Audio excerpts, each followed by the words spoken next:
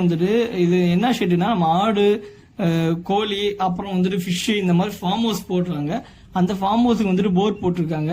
அந்த போருக்கு வந்துட்டு நம்ம சோலார் போடுறோம். அந்த சோலாரை வச்சு அந்த போர் ஓடுற நேரம் போக நம்மளுக்கு வந்துட்டு இன்வெர்டரை வச்சு அங்க வந்துட்டு பேட்டரி மூலமா சேவ் பண்ணி அங்க இருக்க எலக்ட்ரிக்கல் எக்யூப்மெண்ட்ஸ் லைக் ஃபேனு, ஆட்டுக்கு ஃபேன் போடுறதா இருந்தாலும் சரி, மொபைல் சார்ஜிங் பண்றதா இருந்தாலும் சரி, நைட் வந்துட்டு ஒரு லைட் போடுறது எல்லாத்தையும் யூஸ் பண்ணிக்கலாம். இது ஹைபிரிட் சிஸ்டம் சொல்லலாம். அதாவது வந்துட்டு இது எப்படி ஹைபிரிட் சிஸ்டம்னா நம்ம வந்துட்டு இங்க ஒன்லி சோலார் மட்டும் தான் இபி அவைலபிள் இல்லை.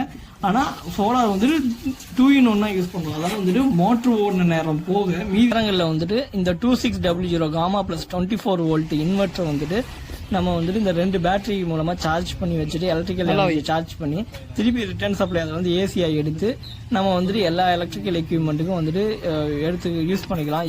இங்க யூஸ் பண்ற வந்துட்டு இந்த ட்ரில் மிஷின் கூட அந்த இன்வெர்டர்ல தான் நம்ம பேட்டரி மூலமா கனெக்ட் பண்ணி தான் சப்ளை எடுத்து யூஸ் பண்ணிட்டு இருக்கோம். ஆனா இங்க